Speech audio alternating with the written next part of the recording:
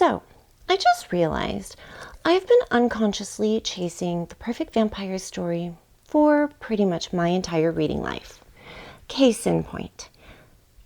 And apparently, Tucker has too. Haven't you, Tucker? Hey everyone, it's Anna and Tucker. And apparently I've been on a 25-year vampire journey that I only just figured out. And it turns out vampires have changed. A lot. So let me start where vampire literature actually began, which is not where I started to read, but whatever, that's besides the point. These original vampires, completely different animals. First up is The Vampire by John Polidori. This was published in 1819 and is credited with being the first time an aristocratic vampire appeared in literature. Now, this is actually not a novel. It's not even a novella. It's a short story. It's about 23, 24 pages long. But I read this for my Obscure Classics video, and wow, it was kind of a trip. The first few pages were really rough. I hadn't read anything this old in a very, very long time. And it does use very dated language and dated conversational grammar and stuff like that. But I got used to it pretty quickly. And once I got into the rhythm, I realized how genuinely clever this story is. And if you don't know the backstory behind this particular story, I do go over it a little more in depth in my Obscure Classics video. And I'll put a link to that down in the description box below for you. All right, so in this story, the titular vampire character is named Ruthven. All right, and here's what messed with my head. Ruthven gets killed by regular bullets. There's no stakes, there's no holy water, just bullets. Because most of the vampire rules that we think are canon, they actually hadn't been invented yet. The only thing that really carries over into future stories that's taken from this particular vampire story is the fact that the vampire is very charismatic, and he's definitely a fan of the ladies, the whole kind of sensual aspect of the vampire. It's just kind of alluded to here. It's not really played up just yet. One other thing that carries over into other stories, there is a revenge plot. One revenge plot, two revenge plots. It might be two, it might be one. I don't know. Maybe it was like a big long one. I'm not really sure. And that's part of the beauty of it. I'm not really sure whether it was one or two plots, but either way, the revenge plot was absolutely brutal and super drawn out. This vampire knows how to hold a grudge. But Polidori really just created the aristocratic vampire. Fanu filled in the complete description. And that takes us to Carmilla by Joseph Sheridan Fanu. This was published in 1872 and is a bit more of a full story, but I still wouldn't consider this a complete novel. It's more of a novella length. It's about 130 pages. And my copy has some beautiful illustrations, which take up a few pages as well. But let's talk about Carmilla for a few minutes, because this is really one of the most influential vampire works. This is kind of where it all begins. And I literally just finished this book for this video, like today. And on a general note, I kind of had the same issue with Carmilla as I did with The Vampire.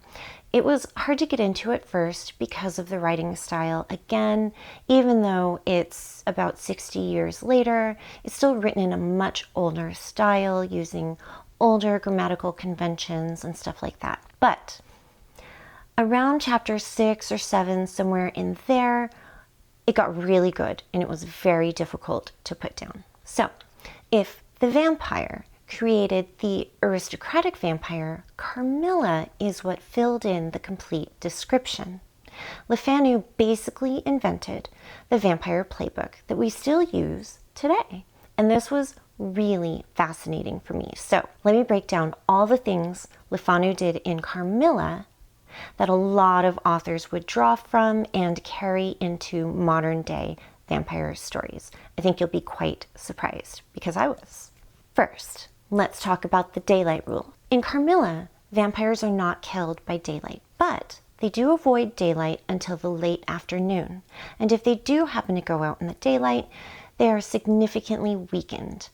They're described as languid and sleepy. Does this sound familiar? Every vampire story since then uses some version of this. In fact, most vampire stories we hear about today claim that sunlight just kills the vampire completely. They can't even go into it at all. In fact, it's how many vampires are killed and people get away in like a ton of movies, right? You're waiting until daylight breaks, and then the vampires can't come out and get you, right? Not so in Carmilla. And then there is the seduction angle. Carmilla is beautiful and entrancing. She can mesmerize people, and she seems to know things about you that she shouldn't, just from touching you. She puts her victims in a dreamlike state, and the feeding feels pleasurable to her victims. They're kind of in this haze. She comes to them at night when they're sleeping, and they think they're having a dream, this wonderful dream. And they wake up very happy and also very confused. This is where the vampire as seducer really begins as far as a storyline goes. Carmilla is also the one to originate the shape-shifting origins of vampires. In the book, Carmilla can reduce herself to this kind of black, undulating mass, and she can escape blocked rooms, and she can get into her tomb without disturbing the area at all. And it's kind of a mystery to the people that are trying to figure her out. She can also make this very quick transformation from black undulating mass back to her normal form very quickly in like the blink of an eye. And so this is really where the shape-shifting vampire mythology starts. Let's talk about the monster side of things for a minute. For the majority of the book, Carmilla is this beautiful creature. She's this very lovely young woman who is beautiful and kind of perfect looking. But towards the end, when she is confronted about her true nature, her face shifts from beautiful to monstrous in a split second. And she has blazing fast speed. This is where the superhuman vampire abilities start to kick in. She can get from one place to another very quickly. So let's talk about the holy trinity of how to kill a vampire. Stake, decapitation, burning to ashes. Fanu literally wrote the vampire killing handbook. And those particular ways to kill a vampire are found in almost every single modern day vampire story that is around. Carmilla is also the first known place to note that vampires are affected in some way by religious places or by clergymen or by religious rites. But Fanu did something really clever here as well. Even though Carmilla is bothered by a funeral procession early on in the book, like it gets her agitated, she doesn't like it, she makes some kind of negative comments to our narrator Laura, who is her intended victim, but believes they're just very good friends. And it kind of doesn't really make sense. In fact, Laura is kind of confused about this. But here's what's clever. Those religious aspects are actually harmful or maybe, bothering to Carmilla. Later on in the book, there is this man who comes and is kind of like selling a bunch of different things. And so he's got these charms that he sells that he claims are wards against supernatural creatures and, spirits and bad things. And so the girls buy these wards. Laura buys some, Carmilla buys some, and Carmilla uses them in the same way that Laura does. Laura really believes that this will protect her from things. And Carmilla plays along, even though she knows these things don't ward her away, they don't keep her away from Laura, and they certainly don't actually harm her. There's a couple other really smart things that Fanu did in Carmilla. And it's actually pretty amazing that he was able to pack in so much vampire lore in really like 100 pages. It's amazing, actually. So towards the end, Fanu establishes a two types of vampire kind of theory. And he distinguishes between the two types. There's an unsophisticated one that kills quickly and leaves destruction everywhere. They They don't care whether they're found out or not. They might even be kind of unaware that they're being found out. And then there's the sophisticated one, like Carmilla, who works to blend within society, chooses her victims very carefully, and then kills them slowly while trying to maintain a totally normal human presence. And so she's very wise and smart about this. And in the novel, I think they refer to her as being like at least 150 years old, something like that. She's quite old. And the last set of rules that Le Fanu came up with are the coffin rules. So he's the one that decided that vampires must sleep in their coffin. They sleep with their eyes open, and Carmilla in particular sleeps submerged in blood. Now, I read this part and I immediately figured that this was probably inspired by the real 1500s countess named Countess Elizabeth Bathory, who existed and who was thought to have killed hundreds, if not thousands, of young virgin girls. And she sought to have killed them and bathed in their blood in order to keep herself looking young. So as soon as I read that, I said, oh, that's got to be based on Bathory. But it's just my guess. But here's what's really interesting. Stoker takes the coffin rules and adds his own little twist to it. So in Dracula still sleeps in a coffin. He's still got his eyes open, but instead of bathing in blood, he is sleeping in soil from his homeland to keep himself, going each night. And so that leads us to Dracula by Bram Stoker, which was published in 1897. Now, Dracula is what's really credited as coming up with the whole vampire lore and vampire rules. But as we just discovered, that's actually not the case. It's actually Carmilla. So I don't have a physical copy of Dracula. And that's because I'm actually reading the audiobook. I'm about halfway through it right now, and this is my first time going through it. I have no idea how this is my first time, but it is. And I'm listening to the Audible full cast production, by the way, which I highly recommend. It is excellent. And what's wild is that it doesn't feel like it was written 125 years ago, especially when you listen to it. It feels modern in nature. It is told through a series of journal entries and letters between the various characters. And so you get a lot of different perspective shifts.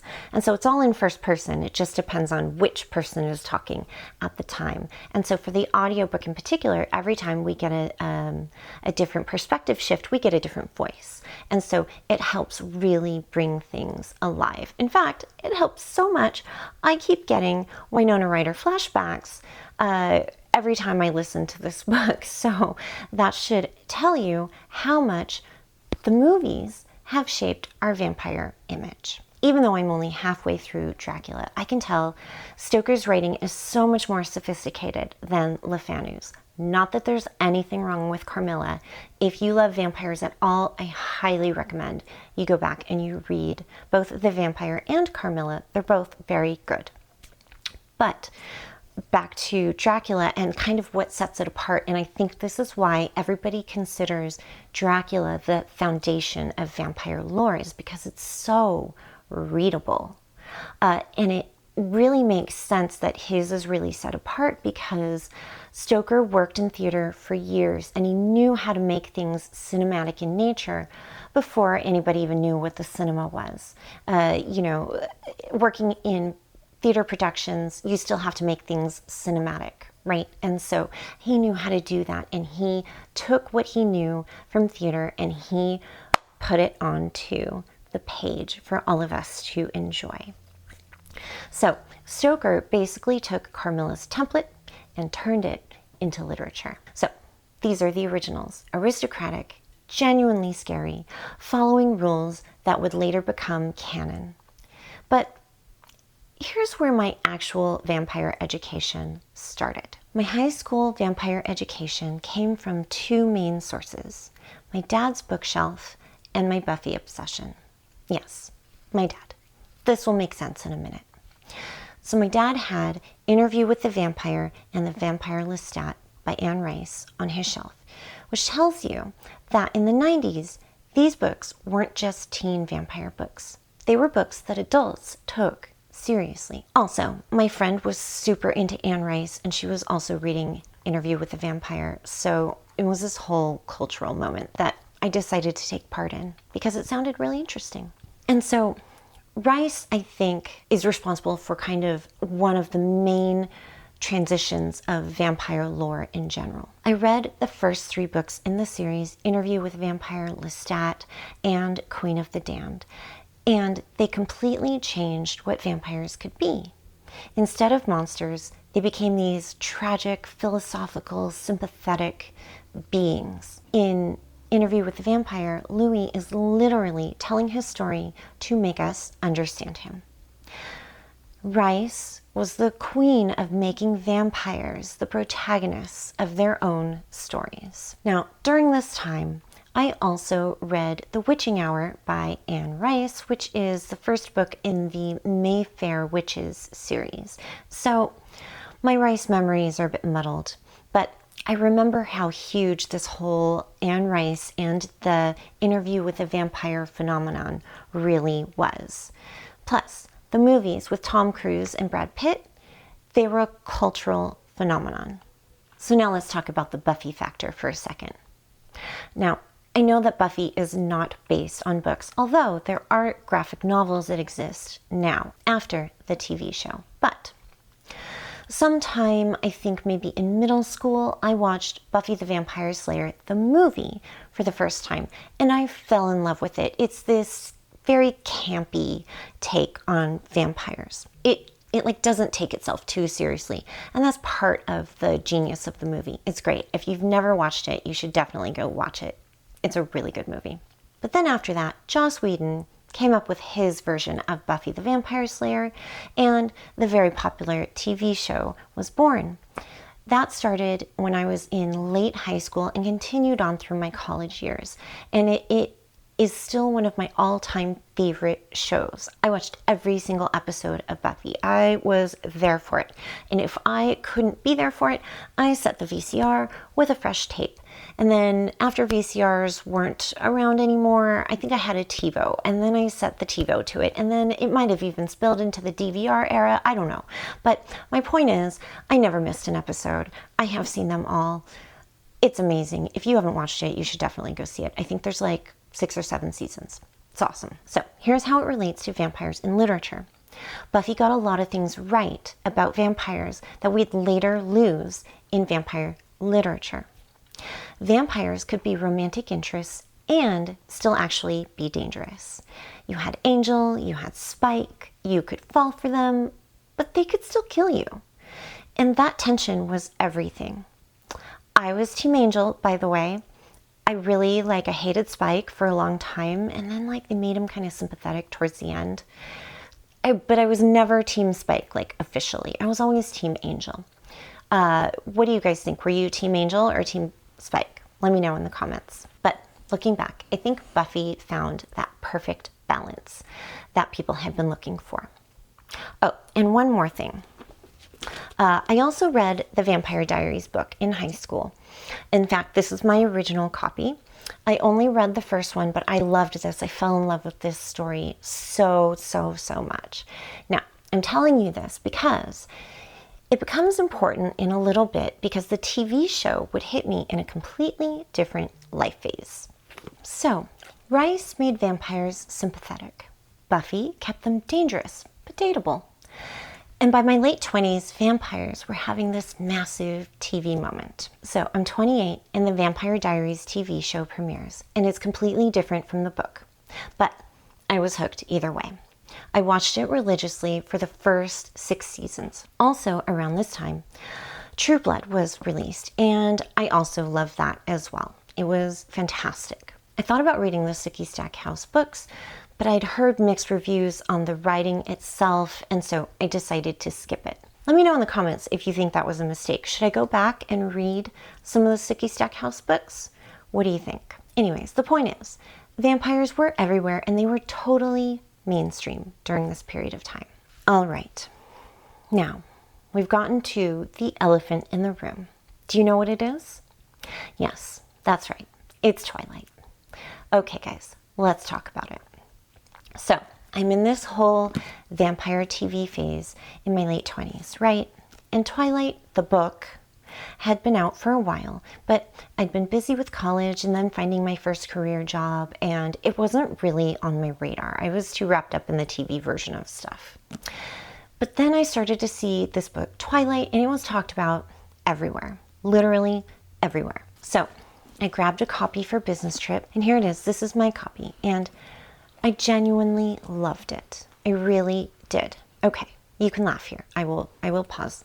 Have your laughs. All right. Now, look, I genuinely thought the writing was good. Okay? This was before it was cool to hate on Twilight. Yes, it was a much softer version of vampires, but at the same time, people thought Meyer had completely reinvented the genre. And, I mean, she kind of had.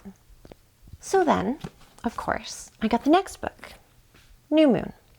It's thicker than the last one, but I also loved this one, genuinely. So, then I picked up this special edition of Eclipse, the third book. P.S. This is my favorite book in the series, Eclipse. This one. And so after I read this book, I was all caught up on this series. And so, like everyone else, I was waiting with bated breath for the final book, the release of Breaking Dawn. Meanwhile, also at this time, this was peak Harry Potter era for me and the rest of the world. These two things happened at the same time. Harry Potter for me was number 1 and Twilight was a close number 2. But that was my order of priority, if you're wondering. And so, then Breaking Dawn is released, and it is the biggest book of the 4. This is a chunky boy here. Now, Breaking Dawn, I remember thinking this was a completely insane book, but like in this fascinatingly bizarre way is the best I can describe it. I still hate Renesmee as a name, though. I mean, really. What were they thinking? Like, seriously, it's a terrible name. What do you guys think? Let me know in the comments. So listen, books versus movies, right? I've seen all the movies and I have read all the books, and I'm here to say the books are so much better than the movies. The movies did a terrible job of adapting the books, and I honestly think that's why Twilight became the butt of so many jokes. Those sparkly vampire memes we see everywhere, those came from the movies, not from the books. So, if you're wondering if I have thought about rereading these books, here's my honest answer. This was 20 years ago when I read these books, and I'm genuinely afraid to reread them because I don't want to ruin the memory that I have. Call me crazy, but I initially loved them and I kind of want to keep that.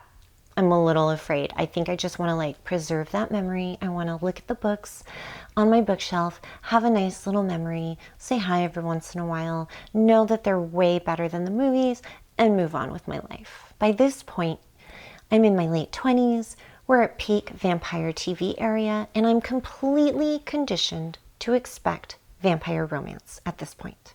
Between the Vampire Diaries, True Blood, and my Twilight love, every vampire story should have a love interest, right?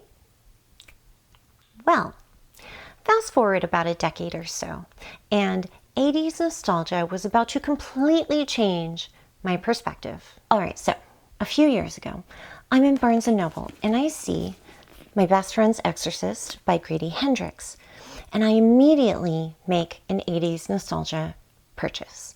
I had never heard of Grady Hendrix before, but look at this cover. It screams 80s nostalgia.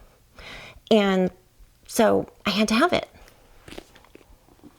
I started reading it, but I put it down because of those health issues, right? Then I picked it up months later, finished it, and I absolutely loved it. So I went looking for more Hendrix books. I had a ton of Audible credits in my account because, again, I hadn't been reading much and I hadn't been listening to very much, but I'd been paying for it anyways.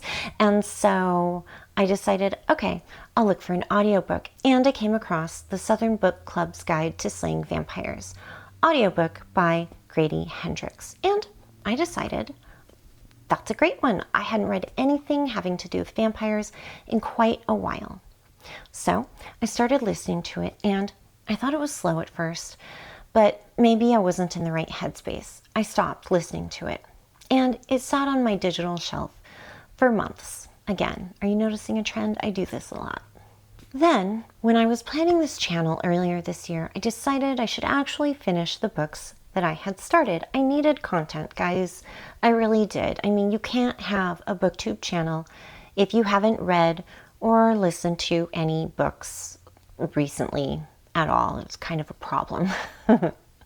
Right? And so I gave the Southern Book Club's Guide to Slaying Vampires another try, and I told myself explicitly that I would push through the slow part this time. And I did. About halfway through, this book really picked up, and then the horror was definitely horroring. I don't think horroring is a word, but I'm going to say that it's a word for this video because it definitely applies. This book didn't scare me exactly. It's very difficult to get a book to scare me, but I was seriously creeped out, and it's gross. And it's like gross in like all of the good ways that you want it to be gross when you're reading a horror novel. It's very graphic and detailed towards the end, so fair warning, it's definitely not for the faint of heart. There's some triggery type stuff that happens, but overall, it's a fantastic book. I did talk about it in one of my previous reading wrap-up videos, and I'll put a link to that video in the description box below as well if you want to go check that out for more detail on that particular book. All right, now, here's where it really gets interesting, at least for me. I kept waiting for the romance angle. I kept unconsciously expecting James, or Jem, to become sympathetic or redeemable and become like the love interest of the main character, Patricia. And I don't really, I mean, this doesn't really logically make sense because Patricia is married pretty happily in the beginning anyways. She's got 2 children. She's got a very full life, and all the other ladies in the book are equally kind of taken or not really interested, or like there'd be like this gigantic age gap that like wouldn't make sense at all. I mean, except he's a 100-year-old vampire, but they don't know that, right? Okay, so I keep waiting for the romance angle to appear, and it doesn't. I don't know why I'm waiting. Why am I waiting for a romance angle? You know why? It's because the 2000s vampire media had literally trained me to look for a love story in a vampire story, and it never came. And honestly, I'm really glad it didn't, because like I said, it wouldn't have made sense for this story at all. So it would have been this weird forced thing, and I would have hated it. James was utterly repulsive.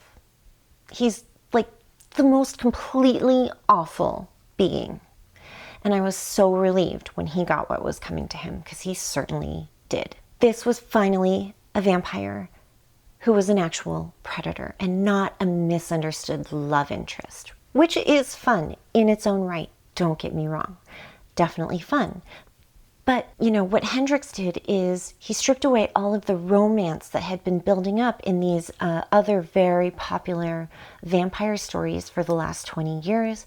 And he reminded me that vampires are supposed to be monsters, guys. They're supposed to be scary. We are not supposed to want to date a vampire. I mean, if Angel asked me on a date, I would definitely go out on a date with him, even if I knew he was a vampire. But, you know, in general, vampires are supposed to be scary creatures. This, in general, got me thinking about vampire evolution, and so I started researching. That's when I found out about Carmilla and the fact that it actually predates Dracula, and I had had no idea. And then, while I was doing my Obscure Classics video, I discovered that the Vampyre, with a Y, predates both of those stories.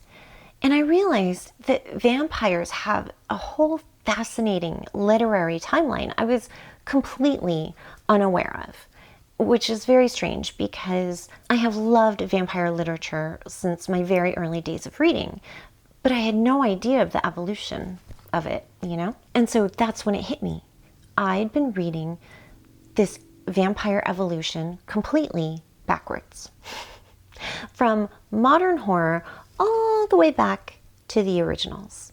So I ran a poll on my channel, and even though only 12 of you voted, it was totally cool.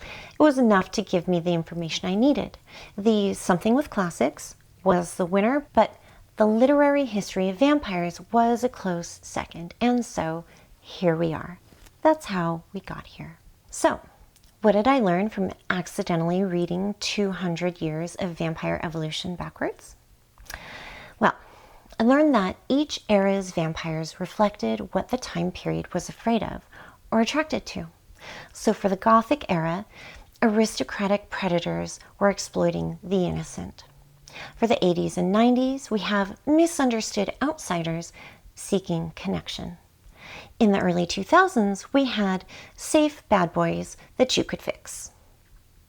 And now we are back to actual monsters hiding in plain sight.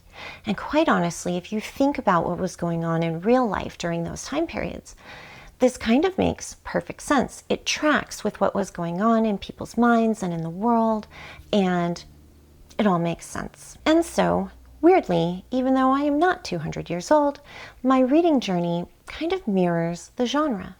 I went from being scared of vampires to wanting to date them to needing them to be scary again. If you're curious, I have some book recommendations for you based on your vampire preference. So, if you want classic Gothic horror, you should start with the Southern Book Club's Guide to Slaying Vampires. It's that return to genuine horror kind of thing going on. You could also try Let the Right One In by John Lindquist. I hope I didn't butcher that name. It's a foreign name. But it's got that creepy, atmospheric vampire horror. I believe there's also a movie of the same name based on that book. I've seen it. It's pretty good. You could also try The Delicate Dependency by Michael Talbot. It's got more classic Gothic vibes. Or you could try another book that I own called The Dead Travel Fast by Deanna Raybourn. This is a twist on the Dracula legends. If you want some romance but with some bite, you could try An Education in Malice by S.T. Gibson. I'm going to read this one really soon. I haven't quite figured out when, but it's definitely on my very long physical TBR. This is supposed to be a Carmilla retelling. And honestly, if you haven't read the Anne Rice novels, you could start there. At least with the first few in this series, so Interview with a Vampire, The Vampire Lestat, and Queen of the Damned. They're very good, and it's quite possible you haven't read them yet, so check those out. But in general, you want to look for books that keep some danger in with the romance. Another book I can recommend in that category is The Invisible Life of Addie LaRue by V.E. Schwab. It's another immortal romance. I haven't read that one personally, but I've heard a lot of people talk about it. It's very popular. It's, I think, been written in the last couple of years. If you want that kind of Buffy balance, honestly, this is the hardest category because there are very few books that nail it, but I was able to find a few to recommend to you. One, you could try the Anita Blake Vampire Hunter series by Laurel K. Hamilton. You should start with Guilty Pleasures. That's the first one in this series. I haven't read that one personally, but I have heard many people say that it's pretty good and relatable to Buffy. The first few books people say are great, but somewhere in the middle of the series, some people say it started to veer off course a bit. So your mileage may vary on that one. There's also Slayer by Kirsten White, which is also another kind of more direct Buffy vibe. You could also try the Night Huntress series by Janine Frost. The first one is called Halfway to the Grave. But basically, for this kind of vibe, you're looking for vampires who are dangerous but charismatic. And lastly, if you want pure horror, you could try more Grady Hendrix. He's brilliant at taking familiar monsters and making them terrifying again. You could also try an oldie but a goodie, Salem's Lot by Stephen King, classic vampire horror there. You could try The Passage by Justin Cronin. It's apocalyptic vampire horror. You could try The Lesser Dead by Christopher Buehlman. But basically, the key point here is look for vampire books that don't try to make them sympathetic. I have a bit of a reading challenge for you guys out there. I challenge you to try reading one book from each era and try to experience the evolution for yourself. What do you think? See which version of vampire speaks to you. I've put together a Goodreads list with all of my recommendations that I've listed here in the video and a few extra ones that I didn't get a chance to list, and that link to the Goodreads list will be in the description box below as well. So check that out if you want to. I'll be diligently continuing to listen to Dracula and finishing up that full cast audiobook, which is fantastic. By the way, if you have access to Audible, you should definitely download that and check it out. It's really good. Like I said, I will be getting to An Education in Malice sometime soon. Maybe I might save that one for spooky season. I'm not sure. But I have a question for you guys. Would you like me to do any deep dives into any of these vampiric eras? Let me know in the comments below. And I'm curious, what was your first vampire book? How has your vampire taste evolved? Are you team classic horror or are you team romance? Let me know in the comments. I think it's kind of wild that I accidentally traced this entire literary evolution just by my reading mood. Sometimes the best discoveries happen when you're not looking for them. I guess I really have been chasing the perfect vampire story my whole reading life. And it turns out the perfect vampire story might just be all of them in their own time and place. Thank you so much for watching this video. If you like this content and you want to see more, please feel free to like and subscribe to my channel. I am thinking of doing some more literary deep dives into other topics. If you guys have any ideas, let me know in the comments below. I'd be happy to look into them. And meanwhile, I hope you have a fantastic day, and I will see you guys all next time. Take care. Bye.